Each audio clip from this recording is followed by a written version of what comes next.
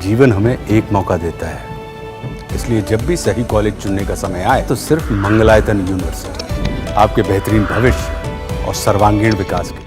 नमस्कार, बिटबंद alliance with Neeru Ranjan में आपका स्वागत है। आज हम बात करेंगे जो बफ अमेंडमेंट बिल आ रहा है, जो संशोधन विधेयक आ रहा है, उस पे आज किरण रिजिजू ने साफ कर दिया है कि अभी जो 4 दिन बचा हुआ है संसद का जो बजट सत्र है उसके 4 दिन शेष हैं, 4 दिन संसद और चलेगी। इसी में ये विधेयक पेश किया जाएगा और इसी में पास कराने की कोशिश होगी। अभी टाइमलाइन नहीं दिया है कि पहले राज्यसभा में पेश होना है या लोकसभा में होना है, कब पास करेंगे, कितना होगा, वो सब कुछ नहीं दिया है। लेकिन कुछ चीज़ें जो हैं बड़ी चौंकाने वाली सामने आ रही हैं और वो उससे संकेत मिल रहा है कि बफ जो संशोधन विधेयक है उसमें बड़ा खेल हो गया है। एक तरफ जहां पूरे देश में जो मुसलमान हैं वो जो आज ईद है, ईद में जो नमाज पढ़ने गए हैं, ईद मना रहे हैं, तो बड़ी संख्या में हाथ पे काली पट्टी बांध के विरोध कर रहे हैं।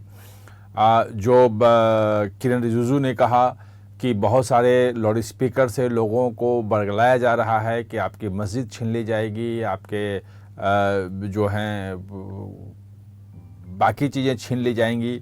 वो तमाम जो है आरोप लगा रहे हैं कि संपत्तियां छीन ली जाएगी मुसलमानों की।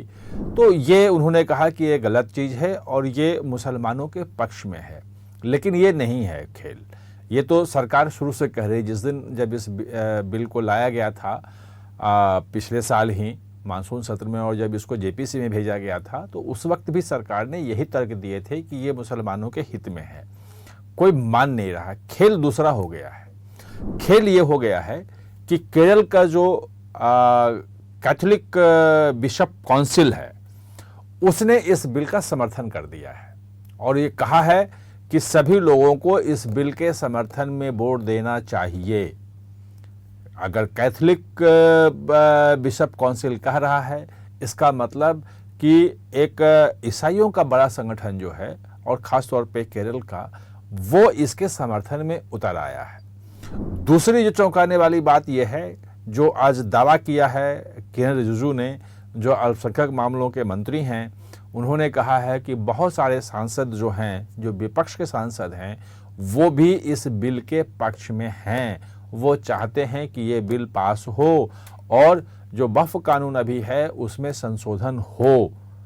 तो क्या ऐसे जो एमपी हैं वो पार्टी लाइन के बाहर जाकर के वो इस पे वोट करेंगे या संसद में जब जिस वक्त वोटिंग होगी उस दिन उस वक्त जो है वो वहाँ से गायब हो सकते हैं, एब्सटेन कर सकते हैं और उसमें विपक्ष का जो स्ट्रेंथ है अपने आप उसके हिसाब से कम हो जाएगा। ये दोनों चीज़ें हो सकती हैं। लेकिन जो बड़ी समस्या आ गई है विपक्ष के लिए वो है केरल की, क्योंकि केरल में कांग्रेस जो है वो बड़ी पार्टी है और अगले साल वहाँ चुनाव होने हैं। अगले साल इसी वक्त अप्रैल में वहाँ चुनाव होना है और वहाँ जो ईसाई जनसंख्या है वो बहुत अच्छा खासा है। 20-22%, कुछ लोग 24% तक कहते हैं कि ईसाई वहाँ पॉपुलेशन है और वहाँ की पॉलिटिक्स में ईसाइयों की बहुत महत्वपूर्ण भूमिका रही है। और आज़ादी के बाद से आप देखेंगे तो ईसाई एक तरह से कांग्रेस का एक बड़ा वोट बैंक रहा है। अब वो कह रहा है सीधे कि केरल के भी जितने सांसद हैं पार्टी लाइन को छोड़ के इस बिल का, इसके पक्ष में जो है वो संसद में वोट करें, इसका समर्थन करें। सवाल ये है कि क्या ये जो कैथोलिक बिशप काउंसिल है इसकी अपील को ठुकरा करके और जो सांसद वहाँ के हैं जिनको वो ईसाइयों का वोट वहाँ चाहिए, क्या वो इसके खिलाफ वोट करेंगे? और अगर करते हैं तो जो 1 साल बाद चुनाव आना है तो ये कांग्रेस पार्टी उन ईसाइयों के बीच में किस आधार पे वोट मांगने जाएगी? एक बड़ा सवाल है। 20-22% पॉपुलेशन होना और कांग्रेस का वोट बैंक होना और इस बिल के खिलाफ जाना। कांग्रेस की समस्या दूसरी है। कांग्रेस की समस्या यह है कि इंडियन यूनियन मुस्लिम लीग जो है, जो केरल का राजनीतिक दल है, वो 1978 से कांग्रेस के साथ उसका गठबंधन है, जो LDF जो है लेफ्ट डेमोक्रेटिक फ्रंट, जो CPM का है, कम्युनिस्टों का है, और ये UDF यूनाइटेड जो है डेमोक्रेटिक फ्रंट, जो कांग्रेस और इंडियन यूनियन मुस्लिम लीग, ये सब का जो है एक बनाया एक है। और वहाँ जो है मुसलमानों की भी अच्छी खासी संख्या है केरल में, और ख़ास तौर पे उत्तरी केरल में तो बहुत सारी सीटें जो हैं वो वही तय करते हैं। वायनाड, जहाँ से पिछली बार राहुल गांधी जीते थे, इस बार भी जीते थे, उनकी जो सीटें खाली की फिर प्रियंका गांधी जीत के आई है, उस वायनाड सीट पे भी अकेले जो मुस्लिम वोट हैं वो लगभग 43%, 43-44% है, और 13-14% वोट वहाँ जो है ईसाइयों का वोट है। अब है क्या कि दोनों वोट इनको चाहिए कांग्रेस को, तो जो इंडियन यूनियन मुस्लिम लीग है वो तो वक्फ के बिल्कुल खिलाफ है कि आप दे ही नहीं सकते हैं, आप इसके बिल्कुल एकदम विरोध करना है। और जो ईसाई संगठन हैं इसके पक्ष में उतर आए हैं कि इसके पक्ष में हमें वोट देना है। इसके पीछे एक कहानी भी है, एक बड़ा मामला भी है कि आखिर ऐसा क्यों कर रहे हैं। दरअसल वक्फ जो कानून है, और जिस ढंग से अगर किसी ने घोषित कर दिया कि यह प्रॉपर्टी वक्फ की है, तो आप कोर्ट में भी नहीं जा सकते हैं। उन्हीं का जो अपील का जो अपीलेट ट्रिब्यूनल है, उन्हीं की जो बॉडी है, वहीं अपील कर सकते हैं, कहीं कुछ हो नहीं सकता है। ऐसे ही वहाँ एक मुनाम्बन करके एक गांव है, विलेज है, वो पूरे के पूरे विलेज को, पूरे गांव को, वहाँ के जो वक्फ बोर्ड है उसने वक्फ की प्रॉपर्टी घोषित कर दी है कि वक्फ की प्रॉपर्टी है। अब उसके बाद वहाँ के लोग न उस संपत्ति को बेच सकते हैं, न उस पर कुछ कर सकते हैं, क्योंकि उस पर तो डिक्लेयर हो गया। वैसे इस मामले को जब ये बहुत तूल पकड़ने लगा तो वहाँ का जो मुख्यमंत्री हैं वो सामने आए और उन्होंने कहा कि अभी इसको वक्फ बोर्ड जो है इस पर ज़्यादा तवज्जो न दे, इस पर प्रेस न करे कि हमें वो ज़मीन चाहिए, जैसे है वैसे रहने दो, क्योंकि वो चाहते हैं कि उनको भी जो वोट चाहिए उस चुनाव में उनको ही पता है कि अगर ये इशू बना तो जो ईसाई पॉपुलेशन जो है, ईसाई वोट बैंक है, वो CPM के पास भी जो थोड़ा बहुत जाता है वो भी छिटक जाएगा और कांग्रेस के भी छिटक जाएगा। तो वो मामले को शांत करने में लगे हुए हैं। सवाल ये है कि क्या ये मामला इतना ऐसे शांत हो जाएगा? आप देख रहे हैं कि केरल में भाजपा का कहीं कुछ नहीं रहा है आज तक। पहले कभी एक उसके विधायक जीते थे, कभी खाता नहीं खुला था।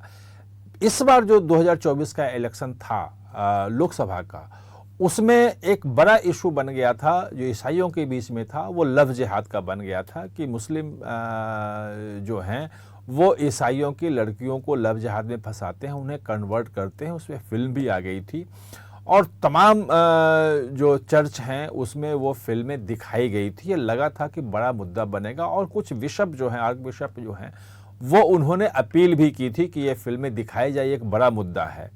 लेकिन भाजपा के पक्ष में उस ढंग से ईसाई संगठन नहीं आए, उस ढंग से नहीं दिया। और एक बड़ी डेवलपमेंट देखें तो AK एंटनी जो थे, बड़े नेता थे कांग्रेस के, उनका बेटा जो अनिल एंटनी है वो भाजपा में शामिल हुआ। उसको पथनमथिट्टा से भाजपा ने टिकट भी दिया था। वह अच्छी खासी पॉपुलेशन जो है वो ईसाइयों की है, वो जीत नहीं पाए थे।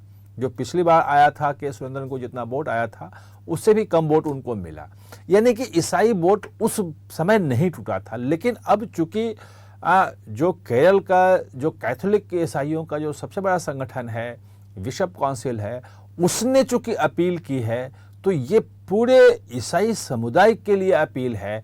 जितने भी आर्क बिशप हैं, जितने भी ईसाई धर्मगुरु हैं, वो सबके लिए लगभग है कि भाई इस बात को मानो, और ये उनके लिए आजीविका, जीवन मरण का सवाल है। क्योंकि अगर किसी गांव को वक्फ की प्रॉपर्टी घोषित कर दी गई तो फिर गांव के लोग जाएंगे कहाँ? और अगर गांव के लोग ईसाई हैं तो निश्चित रूप से उनके साथ जो संवेदना, सहानुभूति और जो चीज़ें हैं वो सब जुड़ जाती हैं। तो ये अगर पूरे सिनेरियो देखेंगे तो आपको समझ में आएगा कि जो किरण रिजिजू बोल रहे हैं कि कई विपक्षी सांसद भी उनके पास आके बता रहे हैं कि हाँ, हम इसके पक्ष में हैं और ये बिल पास होना चाहिए। तो हो सकता है कि ये जो बैकग्राउंड है उसके पीछे एक महत्वपूर्ण कारण रहा हो। दूसरा कि ईसाई अगर केरल के समर्थन कर रहे हैं तो बाकी देश के जो ईसाई समुदाय हैं वो समर्थन नहीं करेंगे, इसके खिलाफ होंगे, ऐसा नहीं माना सकता है। उनकी बातें अभी तक नहीं आई हैं, लेकिन कहीं ना कहीं से ये हो सकता है कि वो भी इस बिल के समर्थन में हो, और अगर वो समर्थन में आते हैं तो कहीं ना कहीं से भाजपा से जुड़ सकते हैं। इसके पहले हम पूर्वोत्तर में देख चुके हैं कि मेघालय में, नागालैंड में जहाँ पे 90-95% क्रिश्चियन पॉपुलेशन है, उन जगहों पे भी भाजपा के उम्मीदवार अगर जीते हैं तो इसका मतलब कि ईसाई कहीं ना कहीं से भाजपा को वोट दे रहा है। तो ये जो वक्फ को लेकर के हुआ है और केरल से जो आवाज उठी है ईसाइयों की तरफ से, वो उसके परिणाम जो हैं वो दूरगामी होंगे, और उसका असर जो है अगले साल जो विधानसभा का चुनाव होने वाला है केरल में, उसमें भी दिख सकता है। आप हमारे साथ चर्चा में जुड़े, इसके लिए बहुत बहुत धन्यवाद।